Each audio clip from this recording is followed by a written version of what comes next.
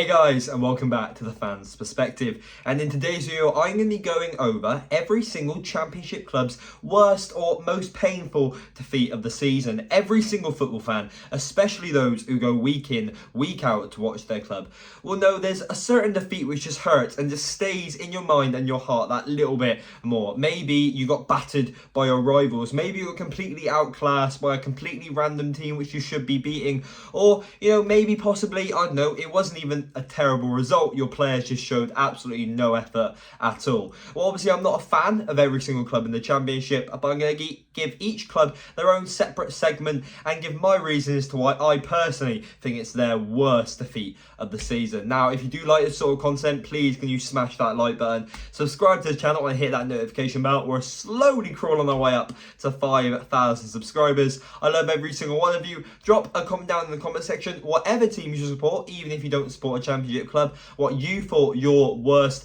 result or defeat of the season was. And without further ado, we've got a lot of clubs to get through. Let's get into it. Starting off with Birmingham City. Now, obviously, this one, it's not as emphatic as the other defeats because on paper, it looks like it's a very even game, even possession, even chances, but they conceded 2 early goals away from home. And despite having the shots and obviously the possession, they didn't really show enough fight. And then when the third goal in from Britta Sombolonga in the second half, well, the game was already gone. Moving on to Blackburn now. Not only did they have to see their biggest rivals win the league, but they also did the double over them. And you just have to look at this performance. Complete domination. They only had about 40% of the ball, 1 shot the entire game, losing 3-0 to your biggest rivals. And well, this photo really does say 1,000 words. Thirdly, you've got Blackpool. Now, they ended their season in heartbreak, sadly getting relegated from the Championship, and this means, therefore, they did have quite a few defeats on their resume, but I'd say probably one of the most painful ones was this 3-0 defeat to Rotherham. They got played off the park, and despite only being 1-0 till late on, 2 quickfire goals in the 82nd and 85th minute really didn't put the game to bed, and they just didn't show enough heart on the day. Bristol City's worst defeat of the season actually come in the EFL Cup against Lincoln City. The full-time result might have been 3-1, but it was originally 3-0 until Bristol got their consolation goal in the 80th minute. They might have had more possession, more shots and more shots on target, but at the end of the day, this is a game that they would have been looking at favourably, and they should have walked out victorious. Burnley. Now, this is by far one of the most difficult ones for me because how the hell do you pick a worse defeat for a team that's almost been perfect? Vincent Kompany's sides had a great season, but I'm going to have to go for their 2-1 defeat late on in the season to QPR. They had 81% of the ball, they had many more shots on target, as you'd expect with a team that's winning the league against a team which is fighting relegation. But to concede late on, I believe, to Chris Martin and actually lose to that QPR team, it must have really been a big hit to their morale. For Cardiff City, I didn't have to look at any stats, I didn't have to look at any form. There was only one real result that stood out like a sore thumb to me, and that is their Derby Day defeat to Swansea. Because it's bad enough losing to your bitter rivals, but to lose in the dying embers, 90+9, I think it might have been the latest goal in the Championship this season. Yeah, stats go out the window in these games. It's all about bragging rights, and well, Swansea picked them up this time. From Derby Day despair to arguably the worst possible way you can lose a football match. For Coventry City, yes, you guessed it, it's a penalty loss to Luton. They might have been defeated in worse ways, but this one definitely will stick around and hurt them the most. Dabo's penalty went wide, which meant Luton got promoted to the Premier League. They were 1 kick away from the promised land. And yes, they might have played well. They got the equaliser in the game before Gustavo Hamer had to come off, but they didn't have the clinical edge. It went to penalties and the rest was history. For Hull, another pretty simple one. I've gone with their 5-2 defeat to West Brom. They went to the Hawthorns, and is there really much you need to say? They gave away a penalty. They scored an own goal. At one stage, it was 4-0 until their 2 late consolation goals, one in the 90th minute. They had around 30% of the ball. West Brom had double their shots. I think they only had about 2 shots on target. The more you read into it, the worse it gets. I do apologise to Tigers, but this was terrible. Moving on to Huddersfield now, and Burnley strike yet again. 22 shots, 12 on target, 77% of the ball, 4 goals, and the game was over right from the off. A 7th minute goal, and then they're steadily just scoring goals for fun, really. Huddersfield had 1 shot on target, barely any of the ball, and they were just kind of crying out for any little chance, and as you can see, nothing came from it. For Luton, I don't think they're going to be looking back at this result too sorely because, well, they're Premier League bound, a true footballing fairy tale. But something which was a little bit of a bump in the road was when they went to Vicarage Road. They conceded 4 goals, and what makes it worse is they did go down to 10 men, but after they conceded 4 goals. So you can't even put on the line that they had an extra man against them. No, it was a terrible performance. Their hoof it long did not work, and surprisingly, because Watford have not had a great season at all. For Middlesbrough, I do kind of feel a little bit bad putting this on here as they are playing a team which is European bound, primed as Ball, who has picked up points and picked up victories against pretty much all of the biggest teams in England, but to concede 5 goals, have very, very minimal possession, and I think they had 20 shots. You can't be having that at home, no matter who you are.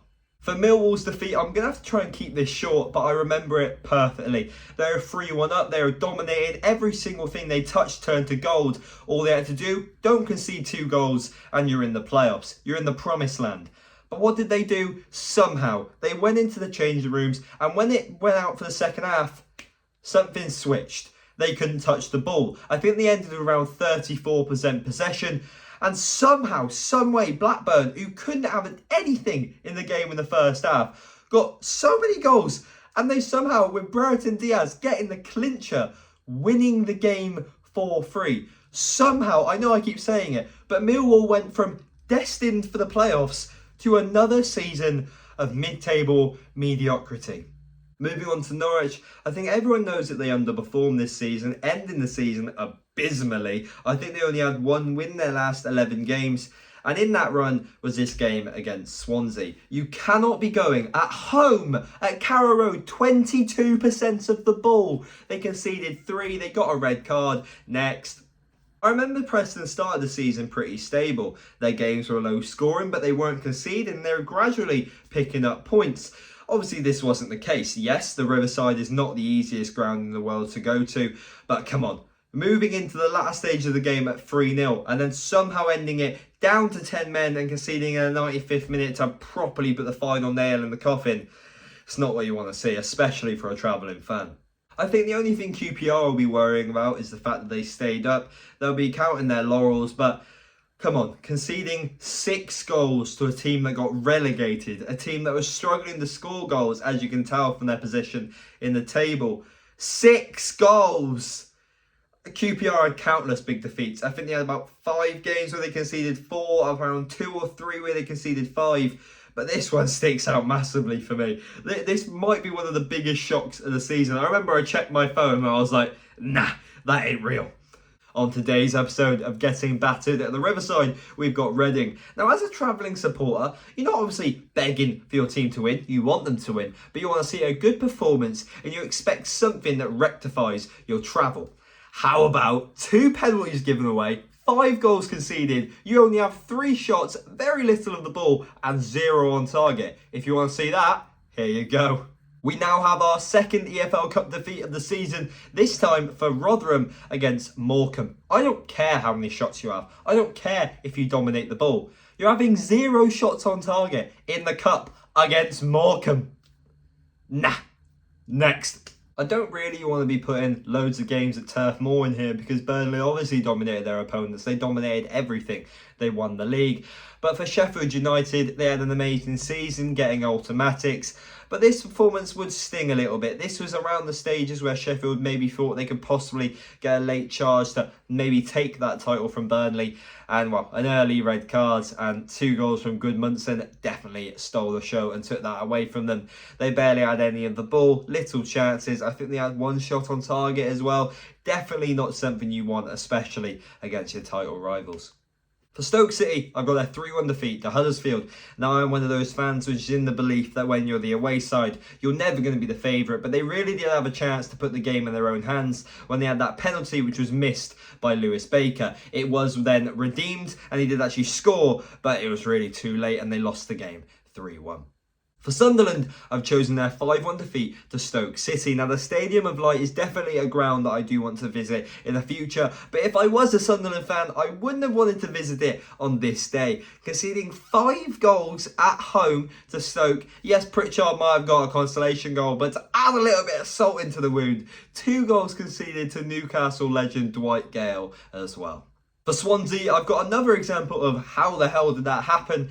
Obviously, earlier on, I spoke about that game against Cardiff, where they had elation in the added minutes with a 99th minute winner. Well, here, with the 90th minute struck, they were winning the game. 90th minute, Birmingham got their equaliser, and in the 97th, Trusty leaped like a salmon and gave Birmingham the win out of nowhere. I believe most of the Birmingham fans had probably even left from the away end by then. Absolutely limbs in the away end.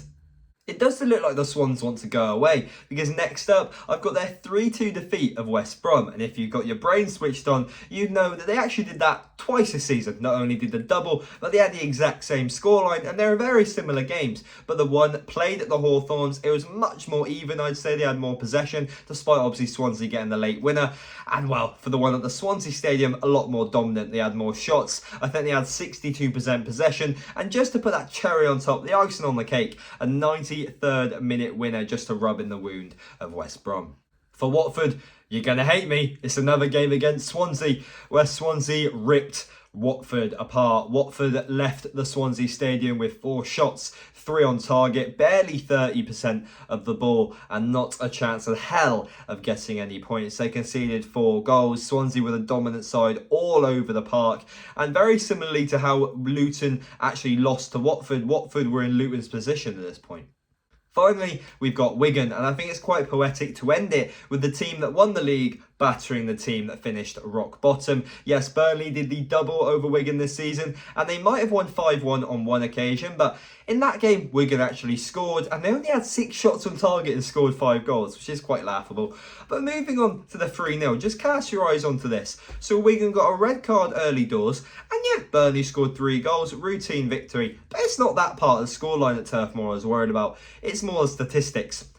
2 shots, 2 on target, I believe 22 or 21% of the ball. Cast over to Burnley, 27 shots. Was it shooting practice?